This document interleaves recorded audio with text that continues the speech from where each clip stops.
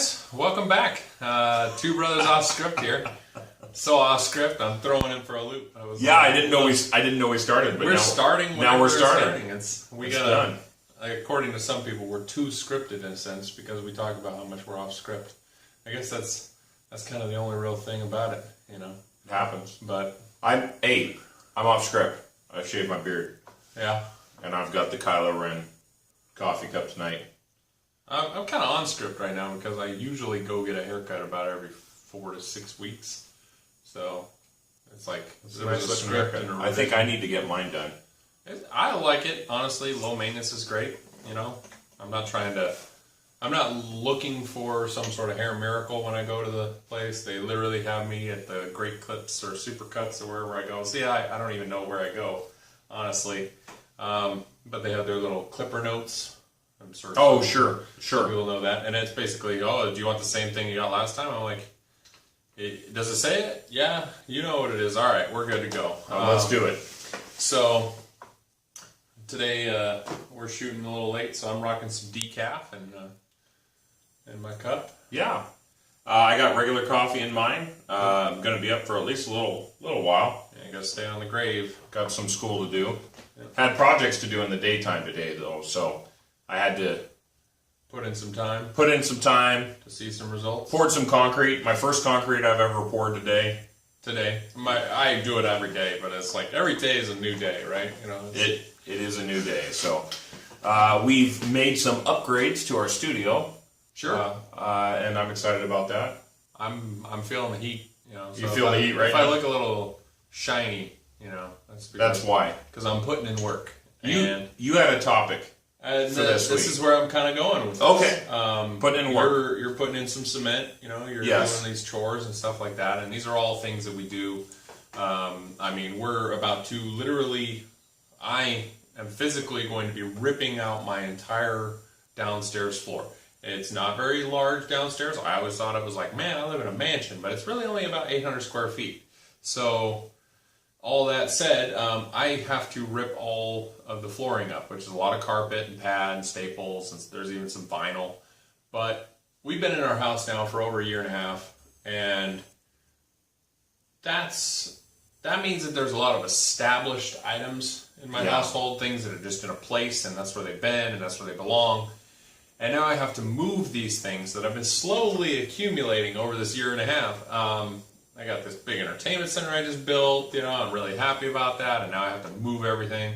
I have this nice little wet bar thing that I have to move. I literally have to tear out a kitchen island in my entire office. Well, and it's not so much like it's not really the work of being in it's being in the construction zone.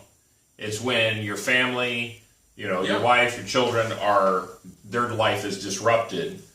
We went through this a couple of years ago. Right. And it can be stressful. It's surprisingly stressful to be living in a construction zone. This entire time I'm just going to be thinking about, did I get every nail up so my kid, because I'm going to try and keep them off the bare floor as much as possible, but, you know, it's a wood subfloor. There's going to be nails and strips and little things. I'm going to do a really good job, but it's probably not going to be perfect. So I have a feeling I'm either going to pull a nail out of my own foot or his foot. So that stinks. But time to start wearing shoes in the house. Look forward to it. But anyways, I mean, I've been spending a lot of time trying to make my house feel like a home, and because of recent events, I'm literally being forced to change the flooring. Right. It's going to be the cheapest option is what I'm doing right now, because otherwise it's, you know, pad and carpet costs like $250 a square foot at the minimum, unless you have the worst carpet in the world. I couldn't find anything cheaper. And so we were going with laminate, and hopefully it's going to turn out really well. There's a lot of fear involved in that because some people say it's a terrible product. It's a big project. Anytime you're putting money into your home and you don't know what it's going to look like when you get done. Yeah, I've never experienced this stuff before. I have no idea it's a big risk, how this is all going to turn out. I mean, I got a good guy to do the job, so hopefully it all works out in the next couple of weeks. But in as little as 2 weeks. In as little as 2 weeks, I'll have a new floor. And that's kind of the subject today, is that people look for these gimmicks or these you see it on TV. In as little as 2 weeks, see results. You're going to lose the weight that you haven't lost in the last 20 years. You're going to find the boyfriend or the girlfriend that you haven't had in the last 10 years. You're going to see this stuff. And it's important to have hope and dreams in your life. But if you don't put in the time, how are you ever going to see those results? I mean, in those 2 weeks, you can see results. But you don't need the product to see the results. You just literally have to do more than you're doing right now. Yeah. And it's not always about, if somebody has a match, and finding a significant other. It's about whether or not you're looking for a match. Like I could sit on eHarmony or something like that and hope that all those commercials are real, and then I might find, the love of my life and get married or whatever. But honestly, me and my wife, we met online dating, and it worked out perfectly. I'm happy as I could have been with anybody else. I'm married, I got kids, I got a house, everything's great. But there was effort. There was a lot of effort put into that. I spent a lot of time with gimmicky products, if we want to say it that way, like just wasted time and effort. And I'm not gonna sugarcoat it. If I'm not seeing results because I don't put in the effort, weight loss wise or whatever, we talk about that all the time. It's basically our own personal concern in this world. I think I've done pretty well. I know you've done pretty well, but there's places you want to be physically, that you just haven't reached that goal. Again, I mean, you were doing fantastic, and I was. You had some setbacks, so it's like you literally have to start over and stick with it until you get it. But I think that's a super important thing. I was talking to a guy that I work with this week, and really the discussion was a hard conversation, but one of the key points was, I'm going to fail. You're going to fail. You're going to fail. Right. We're all going to fail at achieving some goal or some objective in life. And the key is not that we're not going to fail. The key is acknowledging before we start that, yes, sometimes we're going to fail, and I'm bound and determined before I start that when I fail, I'll try again. Right. We had that quote on the show a few weeks ago.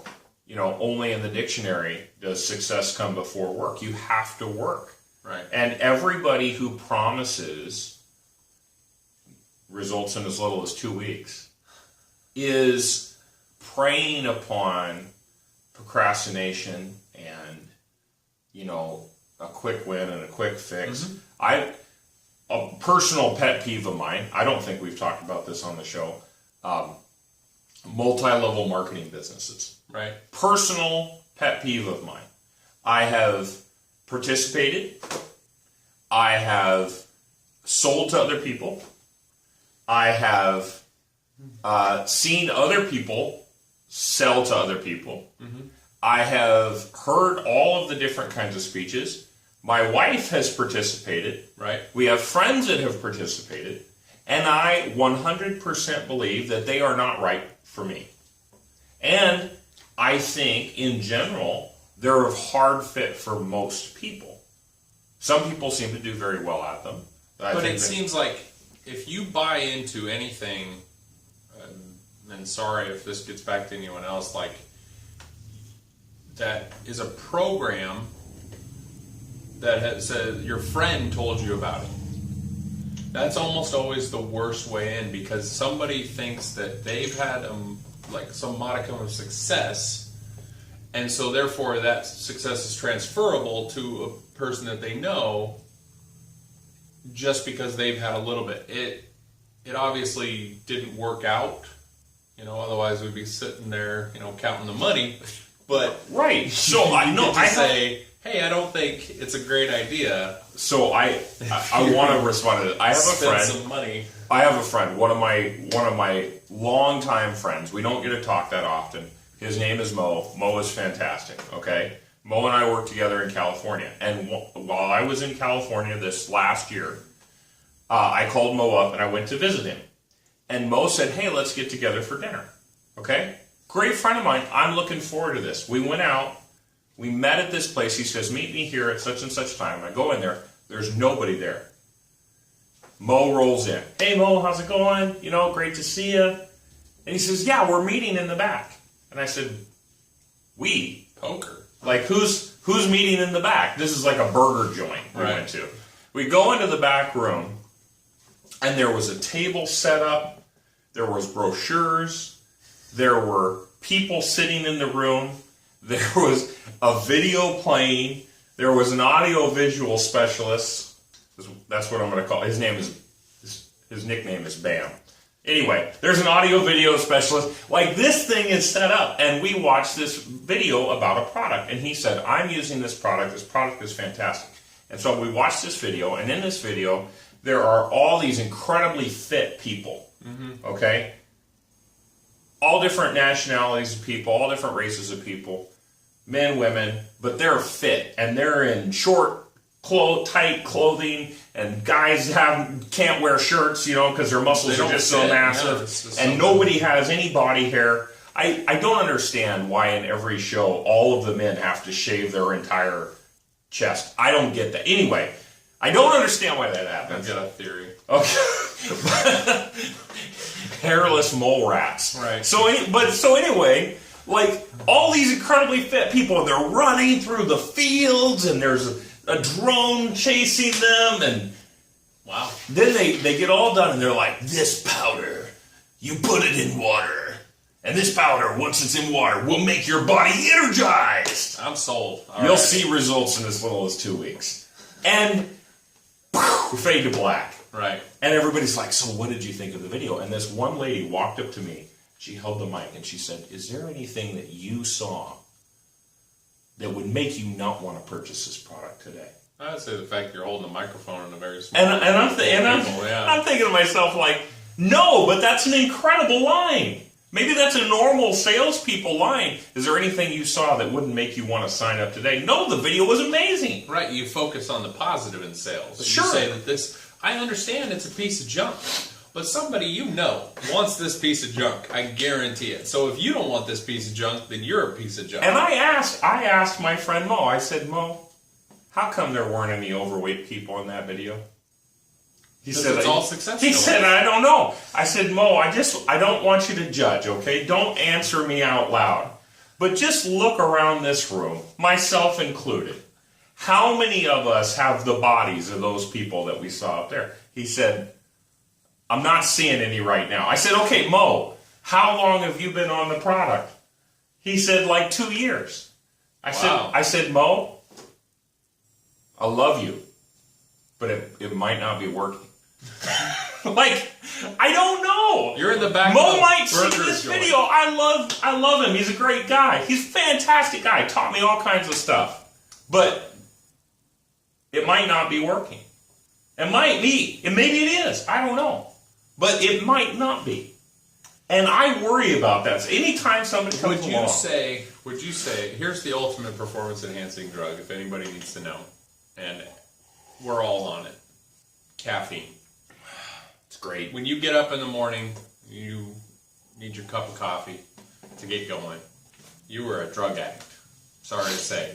But that performance-enhancing drug keeps you sane and doesn't let you kill your coworkers because you're so groggy because of your basically 20 to 2 lifestyle or 20 to 4 lifestyle where you're not really getting sleep.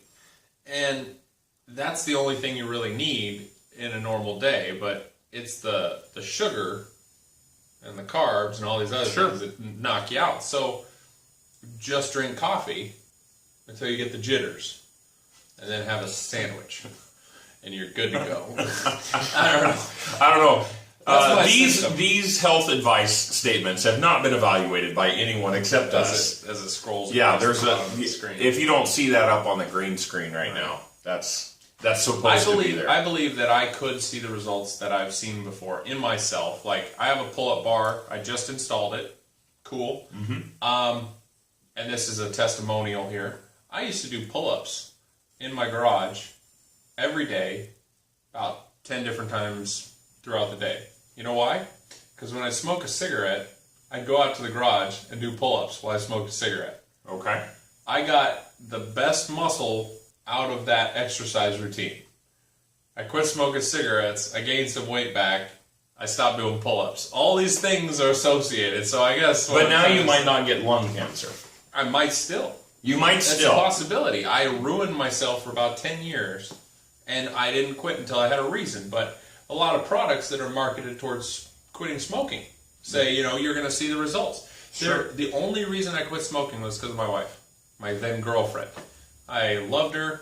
She was sad that I was killing myself, and that gave me a reason to stop, because my own personal success, or health in this case, was not important enough, obviously, if I've been smoking for 10 years. So the thing that gets you up to the level you want to be isn't maybe your own personal motivation, because you haven't gotten there yet. Right. You haven't seen those results. So find something bigger than yourself or outside of yourself that says, I need to work out for Jesus, or I need to work out, to prove the cancer walk or something like for that. Your Make kids. a mile or whatever. If you're training for a half marathon, I mean, cool if you can run 10 miles, but if you're going to run half, walk the other half, or run the first quarter. Well, I think it's all good. It's all good. But the result that you're going for at the end of that, once you finish that marathon for cancer or whatever, have you done anything other than put some money into fundraising the marathon? Because most of the money actually pays for the event itself, if people didn't know that. Sure. It's not always, it's a feel-good situation, but it doesn't always go exactly where you want it to go. So if you want to donate money to charity, donate it straight to the charity, and then go out and run for yourself. You know what I'm saying? Well, I think... Participate. Yeah, I think those things sometimes, though, too, and just... I mean, I think one of the things that they do Sorry if I'm coming across hard, but... They do... kind of add to other... So the people who won't walk the marathon. Sure. And the people who won't run the marathon sometimes give money. But I think that's like this old... I think everybody has gone through this. Your school, when you were going to school, sold some crap. Cookies. Right? They sold cookies. Candy. They sold... Well, your parents... Was it World's Best? This is not an endorsement of World's Best. They sold chocolate bars. Right. They sold cookies. Our parents sold chocolate bars. It's horrible. Give them to your parents. They take them It's to work, horrible. sell them to all the kids. Seriously. It's not, dollar for dollar benefit for the school. It's not. And you're putting kids out in the neighborhood with creepers. Now you can't do it. You can literally post up at a Walmart somewhere, and that's your only safe spot. That's what it's not, but it's not raising the funds where it's supposed to raise the funds. Again, what does it pay for? It pays for the athletics team, right? And yet the school has to have a 400-seat gymnasium, a theater, audio-visual equipment everywhere, and marble floors. I went into a high school over in Spokane, Washington. I went into East Valley High School. You've been back there? I did. I was back there a couple years ago now. But they had renovated or something. Yeah, they had renovated a large chunk of the building, and I was in there. We were watching somebody do a performance. We go in there, marble floors, glass display cases, custom iron wrought balustrades up and down the stairways, marble walls, sconces everywhere. And I'm looking at this thing, I'm like, I had fluorescent lighting, and it was probably in the ceiling full of asbestos. Okay, take the asbestos out. The fluorescent lighting still worked. Yeah. You don't need to go buy $200 custom sconces with an eagle in flight. That's where your money's at for your athletics program. Yeah, but if you don't help the school, maybe the kids will suffer.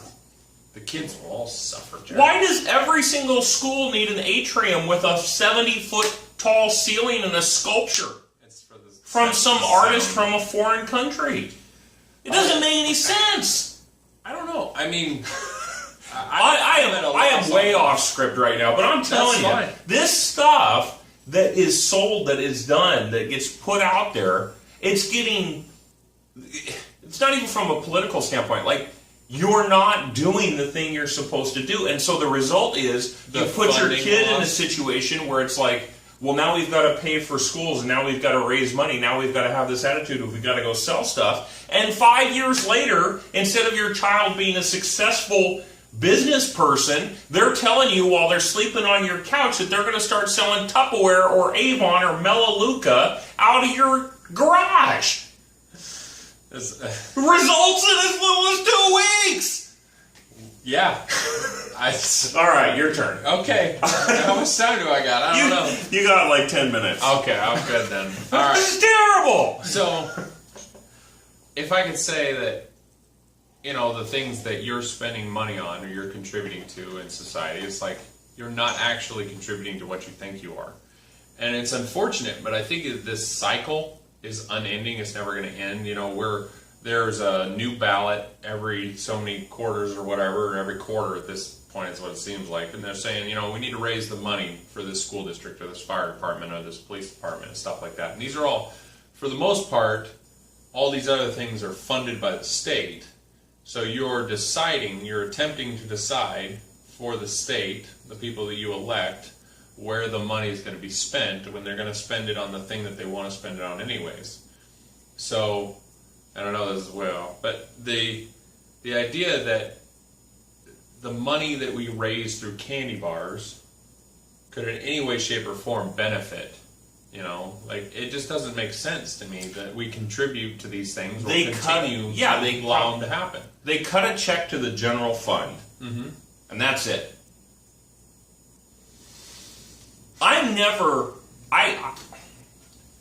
We didn't have to buy, that I remember, school supplies. Nope. By the hundreds of dollars of stuff. If you wanted a custom mechanical pencil, okay. But if you wanted a number 2 pencil with a pink eraser on the end of it, it was pretty much provided as far as I remember.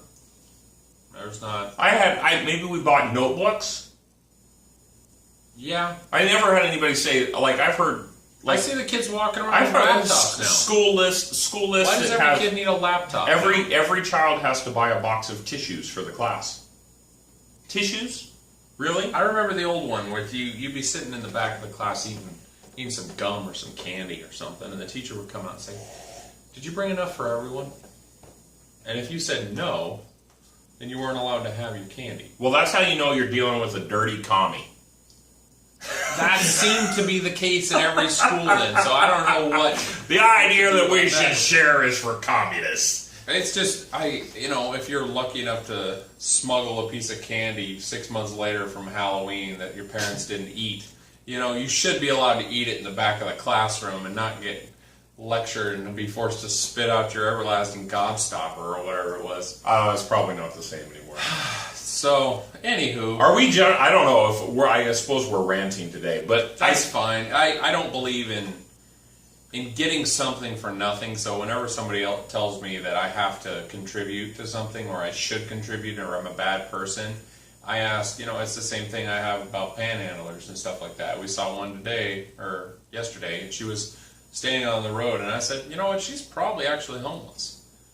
And my wife said, "Why?" And I said, "Well, she's got hairy legs, like really hairy legs. It is Chewbacca, the Chewbacca legs going on." And it wasn't a personal statement. They were like, I was like, "Wow, those are some fuzzy legs." And she had a little Pomeranian with her and stuff. And like, she had the dog? She had the dog. And I'm like, this is such a gimmick. But she got hairy legs. I mean, if she was really faking it, wouldn't she at least keep up some sort of personal hygiene? I don't know. Dirty, whatever. But I don't know. I've got hairy legs, and it's never bothered me one time. Yeah, but you're not standing on the corner. I mean, I don't think you can make any money with those knobby knees anyway. Oh, I probably can. So, it's just... I was like, wow. I mean, she's not putting any effort in whatsoever. So, and then a guy walks up, 2 cars back, like he got out. And he's like, "Oh, it's a woman. She must be, in a really bad situation. I have to help her." And he literally hands her a $20 bill. The dog's barking at him the whole entire time, like defending its master. And he's like, tries to pet the dog. Dog bites at him. He's like, "All right, thanks, see ya. I'm happy now." And I was like, wow, what a dork. Bought it. Hey, you bought it, hook, line, and sinker. And it made him happy for a minute. If you're standing on a corner, you're not going to see results. You got to get out. So, the defense. There's no defense for standing on a corner. That's the lazy homeless. No, hang on. I'm saying the defense for your mind is this. You want to go somewhere. You want to accomplish something in life. You want to have a relationship. You want to have better physicality. You want to know more. You want to go to school. You want to finish your degree. You want to get a promotion at work. You want to drive a faster car. You have to work harder. Mm-hmm. If you want results that nobody else has, you have to work harder than everybody else. You look around the people that are in your area, that are in your sphere of influence, that are with you, and look at what they're doing. And if they're doing better than you, then work harder. And that is the mental defense against the get rich quick, results in as little as 2 weeks. You can get rich. Take this stuff that'll make you evacuate your bowels.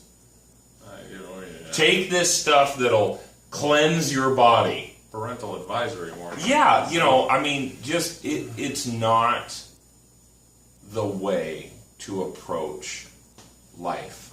You can't shortcut hard work. You can't shortcut hard work. Sometimes you don't have to put in as much. Right. Maybe it only takes a year of hard work or 2 years of hard work instead of 10. But it takes hard work to get to where you want to be. And it takes the ability to be resilient when you fail. You might have some results daily. If you're someone like me, I don't do it every day anymore, but I used to get on the scale every day. And it's probably not a good mental mindset, to see zero progress. But it's what I read on the internet at one point. It's like you need to weigh yourself every day, and you need to have a scale that does like the 0.2 so you can see the plus or minus. But in reality, by not drinking a couple glasses of water, you can lose like 5 pounds in a day. And then you get so excited the next day, and you're like, wow. It's not real. It's not a real loss. And then it comes right back. So, every week or so like that, I might hop on the scale. But making personal strides every day towards whatever your goal is. If you got a lot of goals, you got to work a little bit every single day. I mean, if I only do one pull-up every day, one successful, full chin over the bar pull-up every single day, then by day 25, I could probably do 2. Because it's just working a little bit at that, that mountain, the mountain. Then I can improve on myself, but it's going to take me that 20 days, and I have to do it every single day, and hopefully my pull-up bar doesn't come off the ceiling, because it's kind of not hanging very well right now, so I don't know, it wobbles a little bit. Some assembly required. Right, and, I'm going to have to rip up my flooring and lay this floor and everything like that, with the assistance of professionals, so that no children or pets will be harmed in the making of this household, and hopefully, it comes out in a couple of weeks. We've got results, But that hard work is the money that I'm throwing at this problem, right? That I had to work for months to get. So, that's pretty much all I got to say on the subject. Okay. I'm up for some hard work right now. I gotta unload a load of flooring in the back of my car here. I got 37 boxes. It'll go. Laminate floor. It'll go quick. Results in as little as 2 weeks. Hopefully it's going to be about 20 minutes because I'm tired. Guys, thanks so much for watching. We really appreciate it as always. Like our videos, please comment if there's a question that you would like us to answer, or if there's a topic you would like to suggest for a program. We are unscripted. Yeah. And we don't take requests, but you're welcome to put them in there. Yeah, share us. Share it on Facebook. We probably will. You can comment on there, but video works too. So. All right, guys. We'll see you next time.